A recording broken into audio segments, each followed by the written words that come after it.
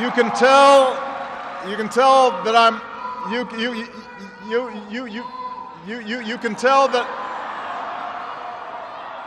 can tell that I'm a lame duck because nobody's following instructions.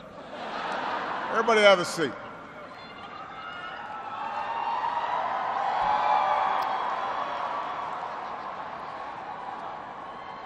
My fellow Americans,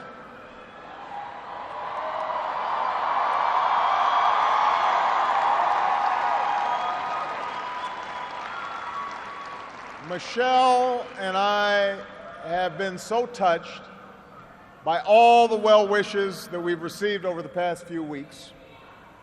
But tonight it's my turn to say thanks. Whether we have seen eye to eye or rarely agreed at all,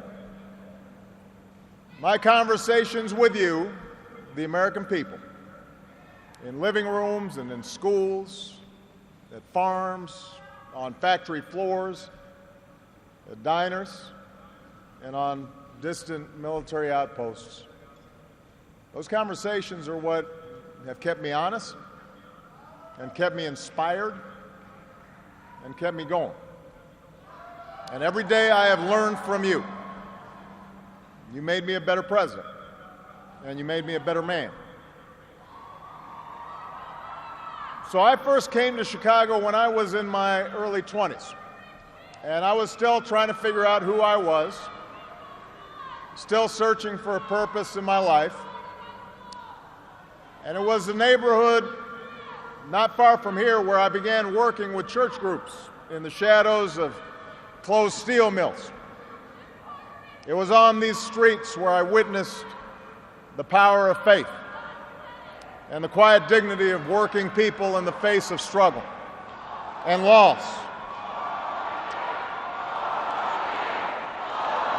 I can't do that.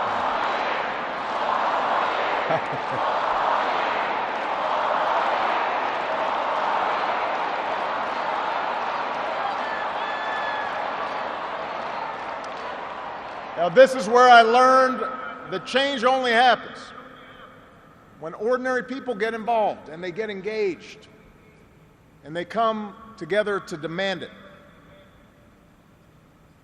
After 8 years as your president, I still believe that. And it's not just my belief. It's the beating heart of our American idea, our bold experiment in self-government. It's the conviction that we are all created equal, endowed by our Creator with certain unalienable rights, among them life, liberty, and the pursuit of happiness.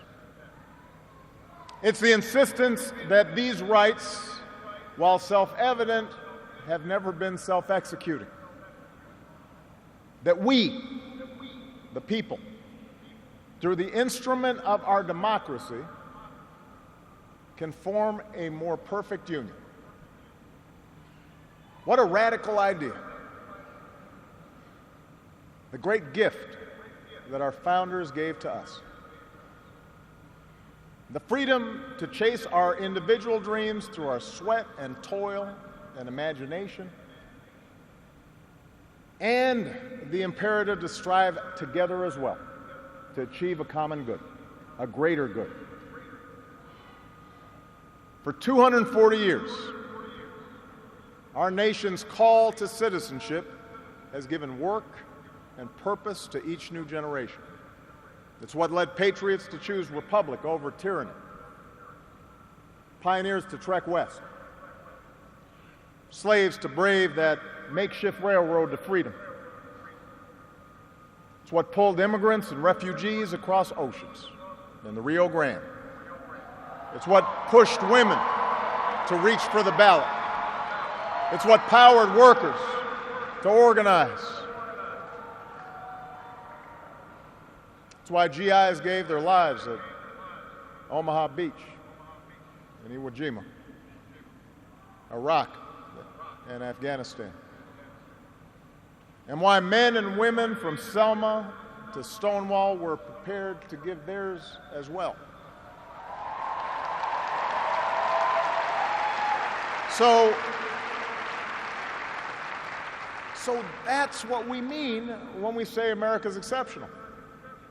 Not that our nation's been flawless from the start, but that we have shown the capacity to change and make life better for those who follow. Yes, our progress has been uneven. The work of democracy has always been hard. It's always been contentious. Sometimes it's been bloody. For every 2 steps forward, it often feels we take 1 step back. But the long sweep of America has been defined by forward motion, a constant widening of our founding creed to embrace all and not just some.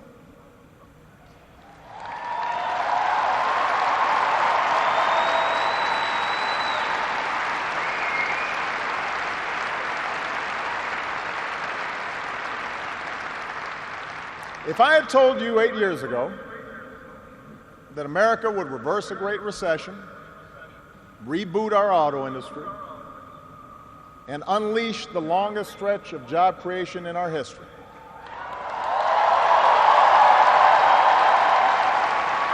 if I had told you that we would open up a new chapter with the Cuban people, shut down Iran's nuclear weapons program without firing a shot, take out the mastermind of 9/11.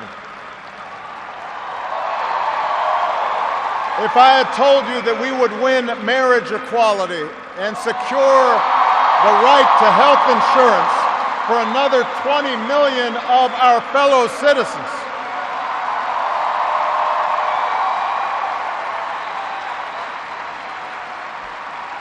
if I had told you all that, you might have said, our sights were set a little too high. But that's what we did. That's what you did. You were the change. You answered people's hopes, and because of you, by almost every measure, America is a better, stronger place than it was when we started.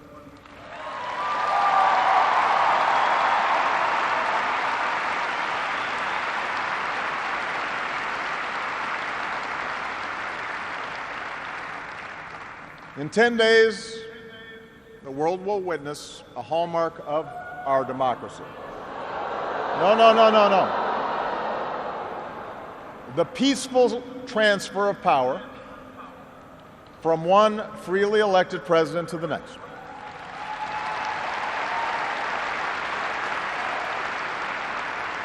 I committed to President-elect Trump that my administration would ensure the smoothest possible transition, just as President Bush did for me. Because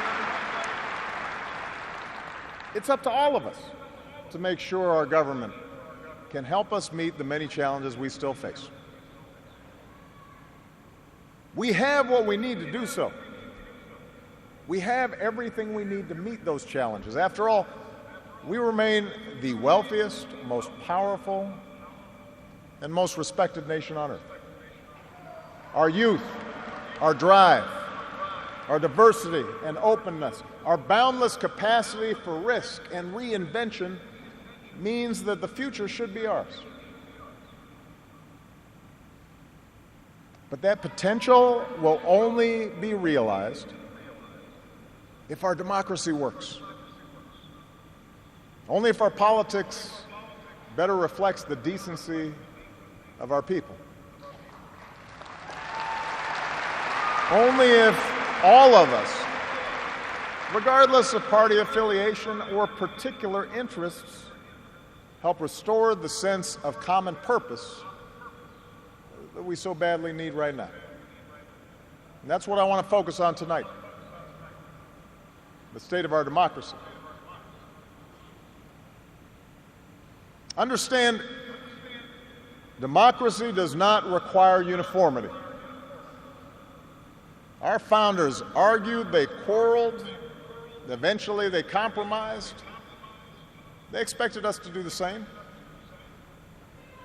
But they knew that democracy does require a basic sense of solidarity. The idea that for all our outward differences, we're all in this together, that we rise or fall as one.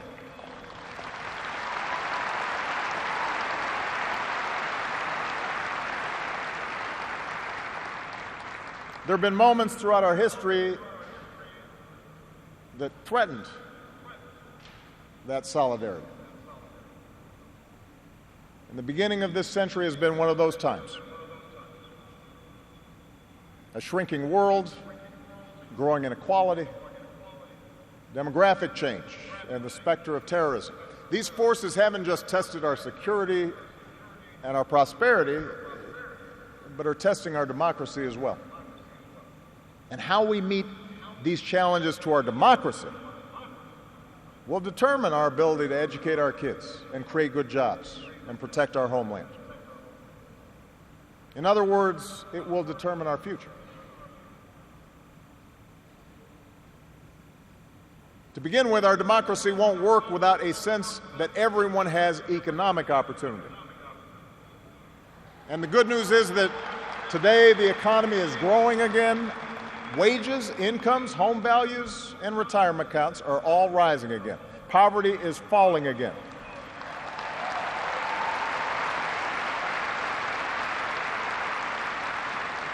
The wealthy are paying a fair share of taxes, even as the stock market shatters records. The unemployment rate is near a 10-year low. The uninsured rate has never, ever been lower.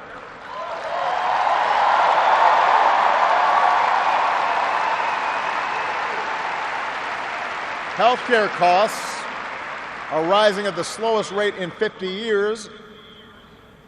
And I've said, and I mean it, if anyone can put together a plan that is demonstrably better than the improvements we've made to our healthcare system, that covers as many people at less cost, I will publicly support it.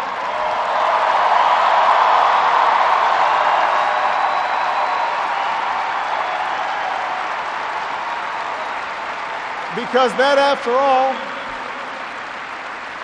is why we serve. Not to score points or take credit, but to make people's lives better. But for all the real progress that we've made, we know it's not enough. Our economy doesn't work as well or grow as fast when a few prosper at the expense of a growing middle class and ladders for folks who want to get into the middle class. That's the economic argument, but stark inequality is also corrosive to our democratic idea.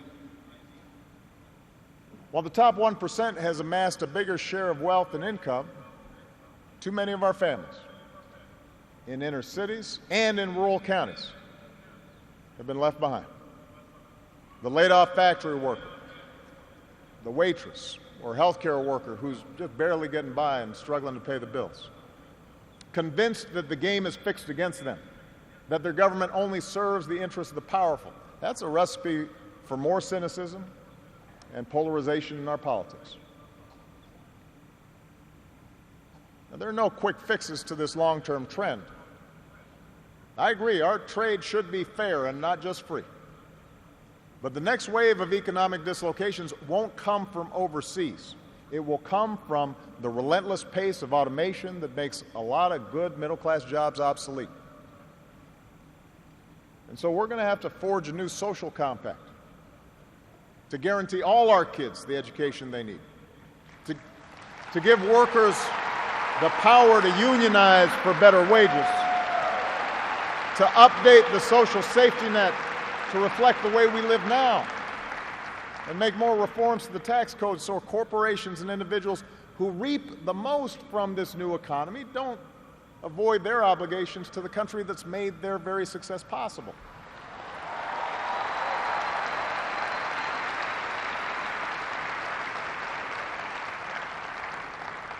We can argue about how to best achieve these goals.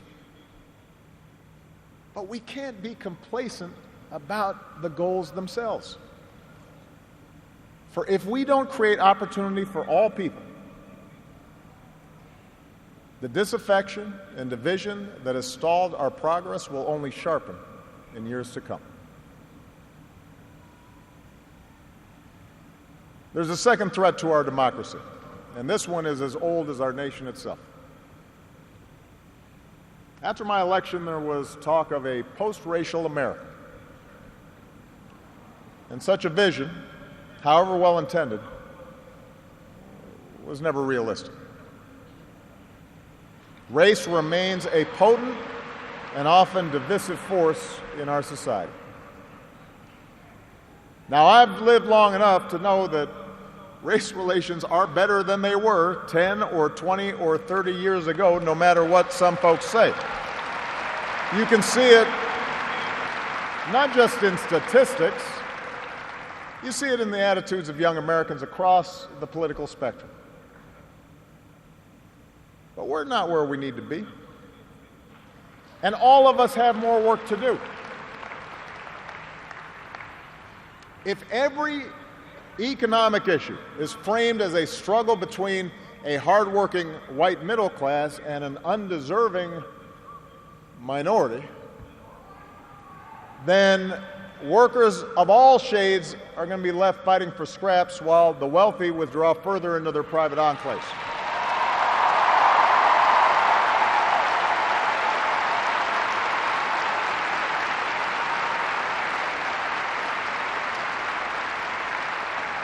If we're unwilling to invest in the children of immigrants just because they don't look like us, we will diminish the prospects of our own children, because those brown kids will represent a larger and larger share of America's workforce.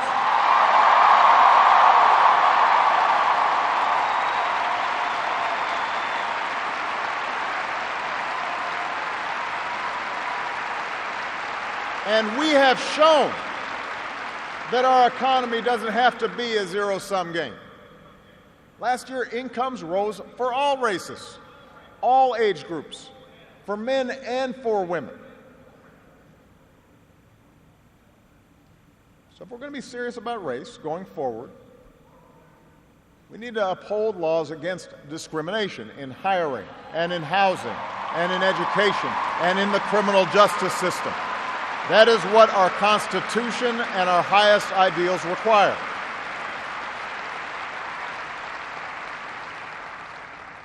But laws alone won't be enough. Hearts must change. They won't change overnight. Social attitudes oftentimes take generations to change. But if our democracy is to work the way it should in this increasingly diverse nation, then each one of us need to try to heed the advice of a great character in American fiction, Atticus Finch, who said, "You never really understand a person until you consider things from his point of view, until you climb into his skin and walk around in it." For blacks and other minority groups, that means tying our own very real struggles for justice to the challenges that a lot of people in this country face. Not only the refugee or the immigrant or the rural poor or the transgender American, but also the middle-aged white guy who, from the outside, may seem like he's got advantages, but has seen his world upended by economic and cultural and technological change. We have to pay attention and listen.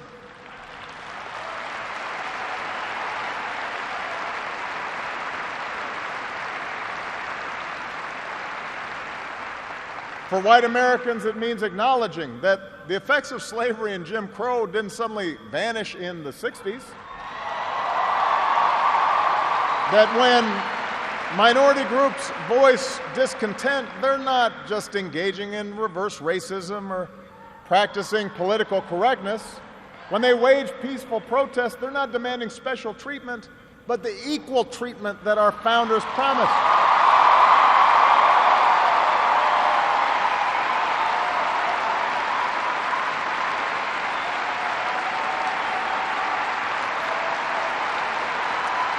for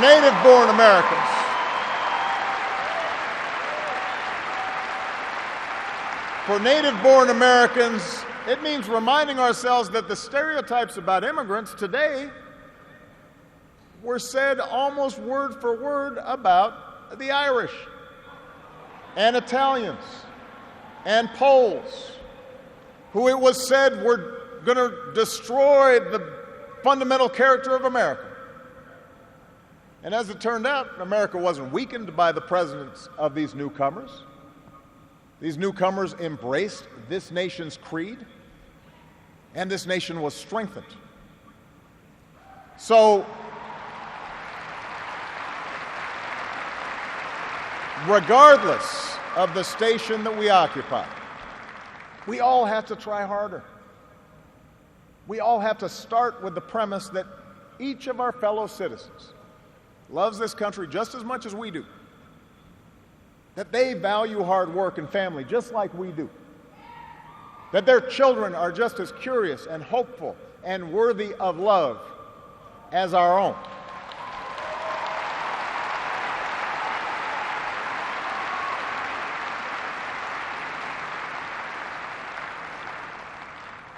And that's not easy to do. For too many of us, it's become safer to retreat into our own bubbles, whether in our neighborhoods or on college campuses or places of worship, or especially our social media feeds. Surrounded by people who look like us and share the same political outlook and never challenge our assumptions.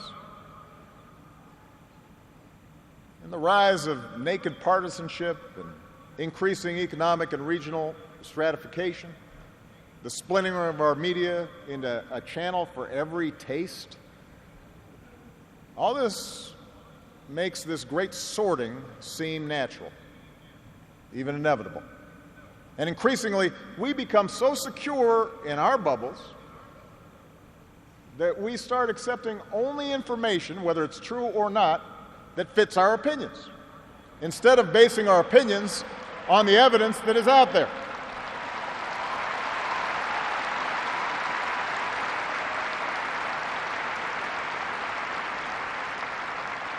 And this trend represents a third threat to our democracy. Look, politics is a battle of ideas. That's how our democracy was designed. In the course of a healthy debate, we prioritize different goals and the different means of reaching them. But without some common baseline of facts, without a willingness to admit new information and concede that your opponent might be making a fair point and that science and reason matter, then we're going to keep talking past each other and we'll make common ground and compromise impossible.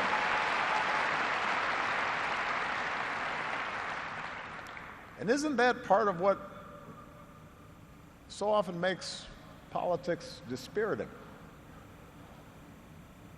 How can elected officials rage about deficits when we propose to spend money on preschool for kids, but not when we're cutting taxes for corporations?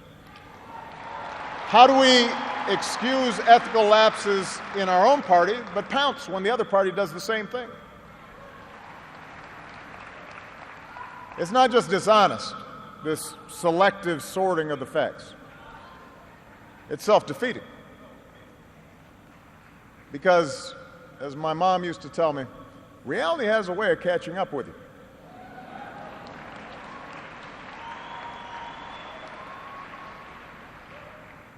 Take the challenge of climate change. In just 8 years, we've halved our dependence on foreign oil. We've doubled our renewable energy. We've led the world to an agreement that has the promise to save this planet.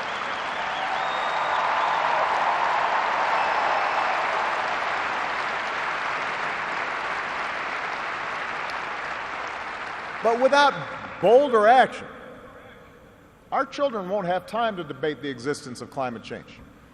They'll be busy dealing with its effects.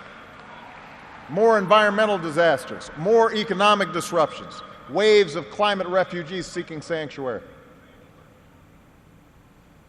Now, we can and should argue about the best approach to solve the problem.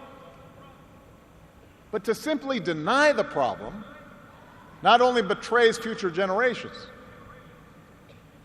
it betrays the essential spirit of this country, the essential spirit of innovation and practical problem solving that guided our founders.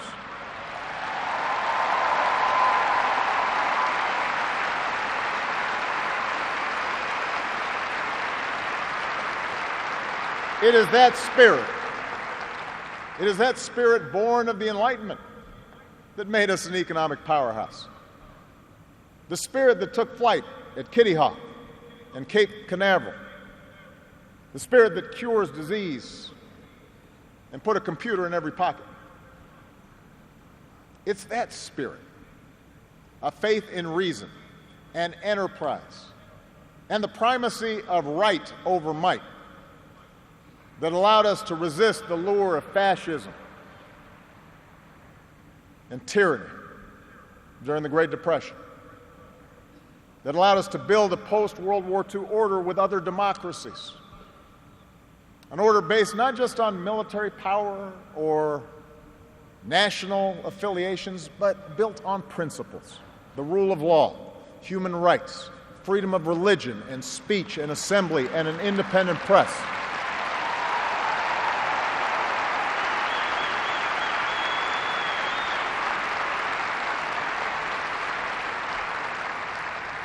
That order is now being challenged. First, by violent fanatics who claim to speak for Islam. More recently, by autocrats in foreign capitals who see free markets and open democracies and civil society itself as a threat to their power. The peril each poses to our democracy is more far-reaching than a car bomb or a missile. They represent the fear of change, the fear of people who look or speak or pray differently, a contempt for the rule of law that holds leaders accountable, an intolerance of dissent and free thought, a belief that the sword or the gun or the bomb or the propaganda machine is the ultimate arbiter of what's true and what's right.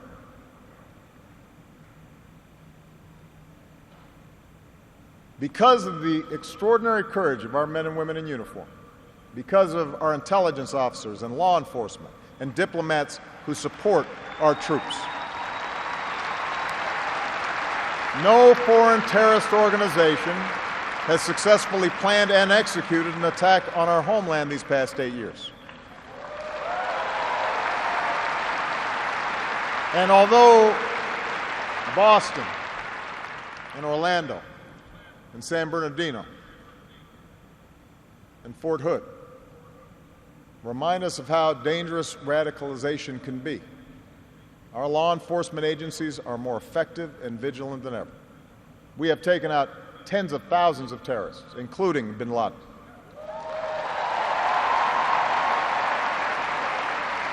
The global coalition we're leading against ISIL has taken out their leaders and taken away about half their territory. ISIL will be destroyed, and no one who threatens America will ever be safe. And to all who serve or have served, it has been the honor of my lifetime to be your commander-in-chief. And we all owe you a deep debt of gratitude.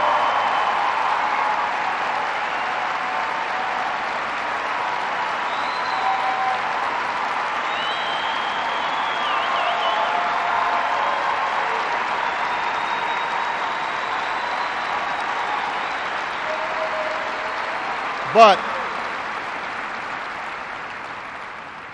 protecting our way of life, that's not just the job of our military. Democracy can buckle when it gives in to fear. So just as we, as citizens, must remain vigilant against external aggression, we must guard against a weakening of the values that make us who we are. And that's why for the past 8 years, I've worked to put the fight against terrorism on a firmer legal footing. That's why we've ended torture, worked to close Gitmo, reformed our laws governing surveillance to protect privacy and civil liberties. That's why I reject discrimination against Muslim Americans, who are just as patriotic as we are.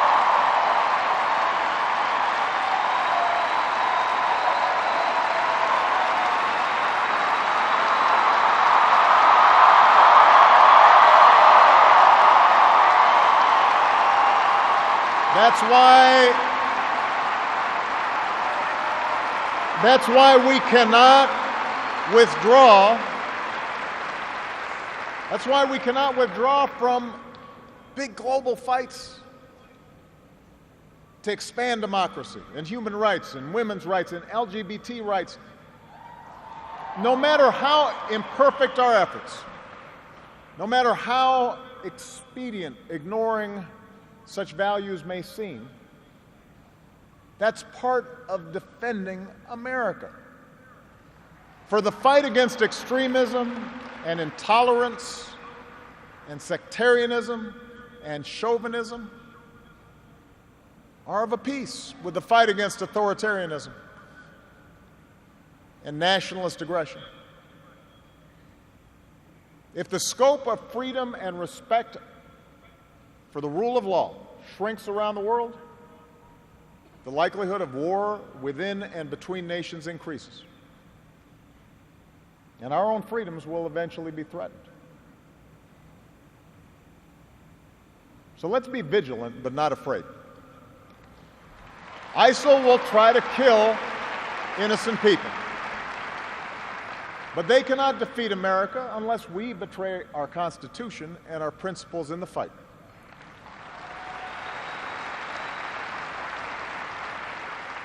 Rivals like Russia or China cannot match our influence around the world unless we give up what we stand for and turn ourselves into just another big country that bullies smaller neighbors.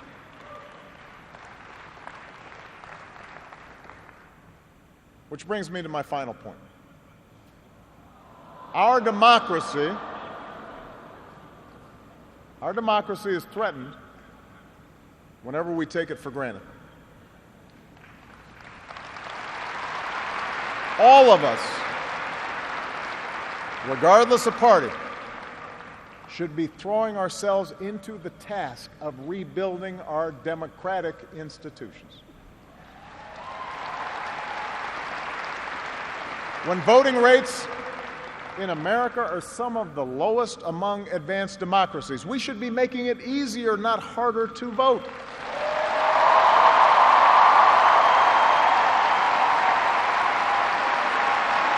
When trust in our institutions is low, we should reduce the corrosive influence of money in our politics and insist on the principles of transparency and ethics in public service. When Congress is dysfunctional, we should draw our congressional districts to encourage politicians to cater to common sense and not rigid extremes.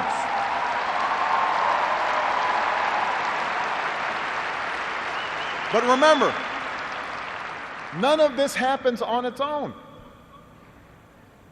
All of this depends on our participation, on each of us accepting the responsibility of citizenship, regardless of which way the pendulum of power happens to be swinging.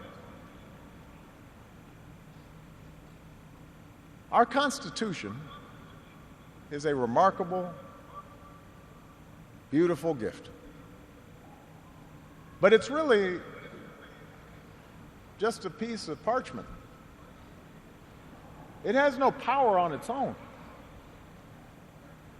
We, the people, give it power. We, the people, give it meaning with our participation and with the choices that we make and the alliances that we forge, whether or not we stand up for our freedoms, whether or not we respect and enforce the rule of law. That's up to us. America's no fragile thing, but the gains of our long journey to freedom are not assured. In his own farewell address, George Washington wrote that self-government is the underpinning of our safety, prosperity, and liberty.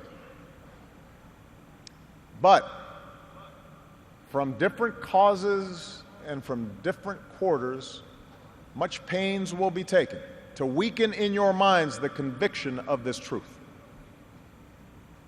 And so we have to preserve this truth with jealous anxiety that we should reject the first dawning of every attempt to alienate any portion of our country from the rest, or to enfeeble the sacred ties that make us one.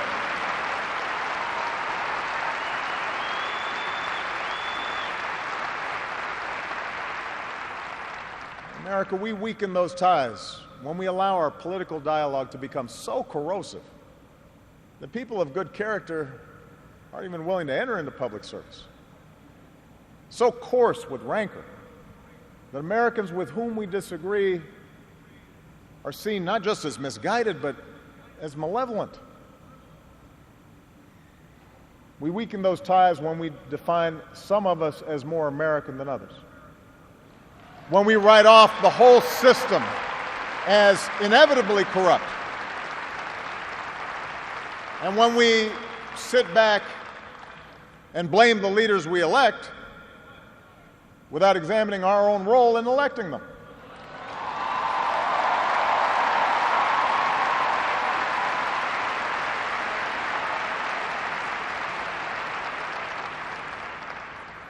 It falls to each of us to be those anxious, jealous guardians of our democracy, to embrace the joyous task we've been given to continually try to improve this great nation of ours. Because for all our outward differences, we in fact all share the same proud title, the most important office in a democracy: citizen. Citizen.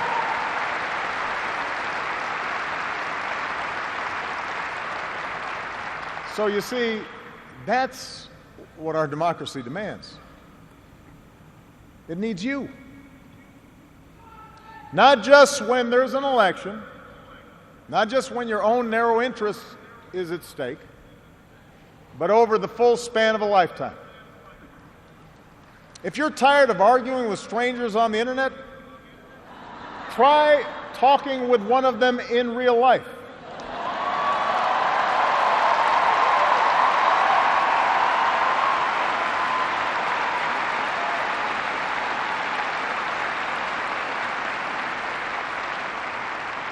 If something needs fixing, then lace up your shoes and do some organizing.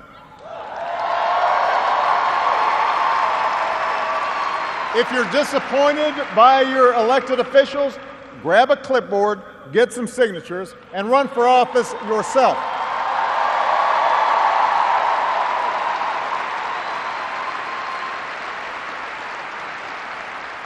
Show up. Dive in. Stay at it. Sometimes you'll win. Sometimes you'll lose. Presuming a reservoir of goodness in other people, that can be a risk. And there will be times when the process will disappoint you. But for those of us fortunate enough to have been part of this work and to see it up close, let me tell you, it can energize and inspire. And more often than not, your faith in America and in Americans will be confirmed. Mine sure has been. Over the course of these 8 years, I've seen the hopeful faces of young graduates and our newest military officers. I have mourned with grieving families searching for answers, and found grace in Charleston Church. I've seen our scientists help a paralyzed man regain his sense of touch. I've seen wounded warriors who at points were given up for dead walk again. I've seen our doctors and volunteers rebuild after earthquakes and stop pandemics in their tracks. I've seen the youngest of children remind us through their actions and through their generosity of our obligations to care for refugees or work for peace. And above all, to look out for each other.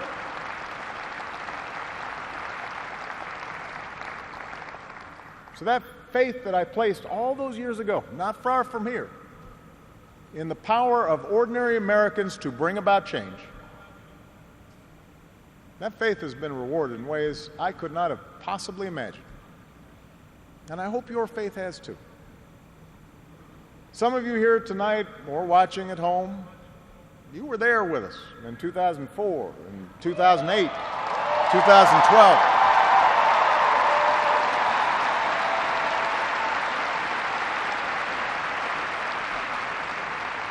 Maybe you still can't believe we pulled this whole thing off. Let me tell you, you're not the only ones. Michelle,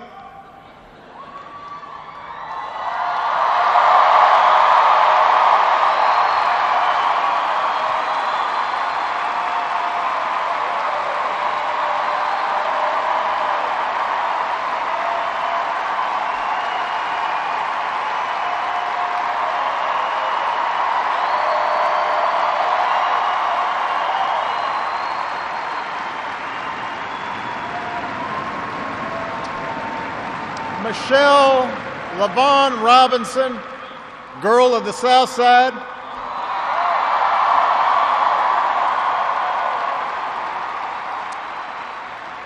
For the past 25 years, you have not only been my wife and mother of my children, you have been my best friend.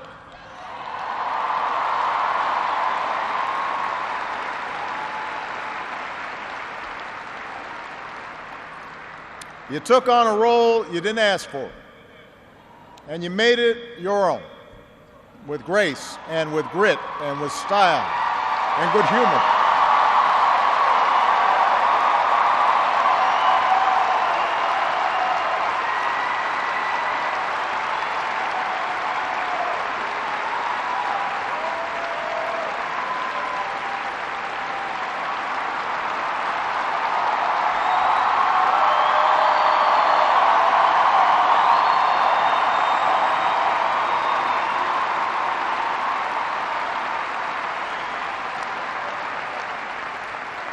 You made the White House a place that belongs to everybody.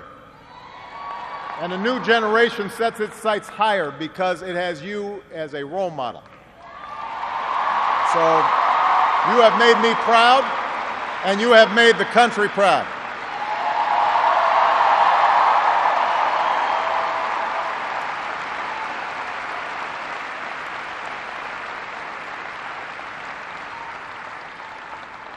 Malia and Sasha, under the strangest of circumstances, you have become two amazing young women.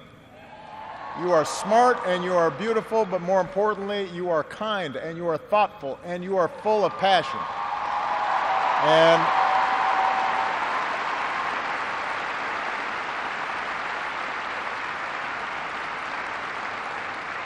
you wore the burden of years in the spotlight so easily. Of all that I have done in my life, I am most proud to be your dad.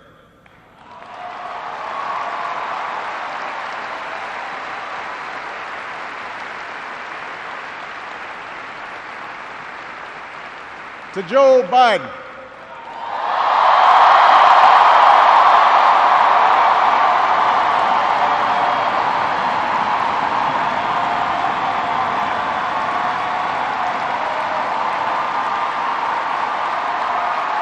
the scrappy kid from Scranton who became Delaware's favorite son. You were the first decision I made as a nominee, and it was the best. Not just because you have been a great vice president, but because in the bargain I gained a brother. And we love you and Jill like family, and your friendship has been one of the great joys of our lives.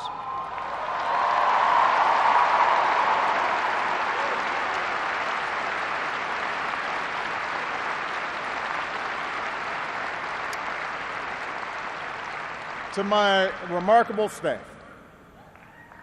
for 8 years, and for some of you a whole lot more, I have drawn from your energy, and every day I try to reflect back what you displayed: heart and character and idealism. I've watched you grow up, get married, have kids, start incredible new journeys of your own. Even when times got tough and frustrating, you never let Washington get the better of you. You guarded against cynicism. And the only thing that makes me prouder than all the good that we've done is the thought of all the amazing things that you are going to achieve from here.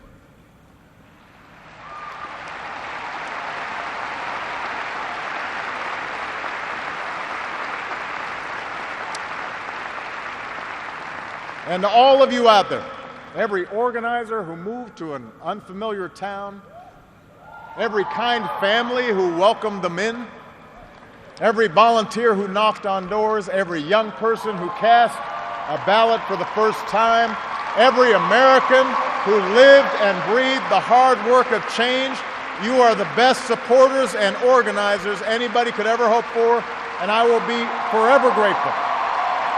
Because you did change the world. You did. And that's why I leave this stage tonight even more optimistic about this country than when we started. Because I know our work has not only helped so many Americans, it has inspired so many Americans, especially so many young people out there, to believe that you can make a difference, to hitch your wagon to something bigger than yourselves. Let me tell you, this generation coming up, unselfish, altruistic, creative, patriotic, I've seen you in every corner of the country. You believe in a fair and just and inclusive America. You know that constant change has been America's hallmark, that it's not something to fear, but something to embrace. You are willing to carry this hard work of democracy forward. You'll soon outnumber all of us, and I believe as a result, the future is in good hands.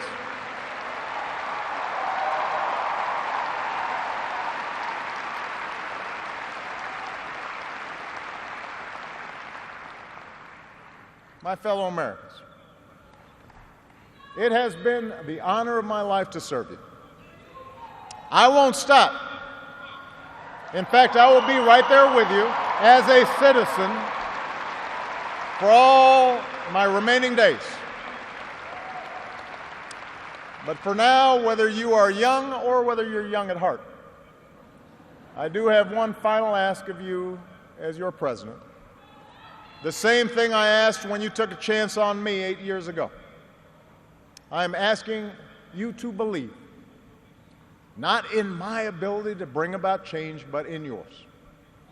I'm asking you to hold fast to that faith written into our founding documents, that idea whispered by slaves and abolitionists, that spirit sung by immigrants and homesteaders and those who marched for justice, that creed reaffirmed by those who planted flags from foreign battlefields to the surface of the moon. A creed at the core of every American whose story is not yet written. Yes, we can. Yes, we did. Yes, we can. Thank you. God bless you. Your barrel bombs and mortars and airstrikes have allowed the militia in Aleppo to encircle tens of thousands of civilians in your ever-tightening noose. It is your noose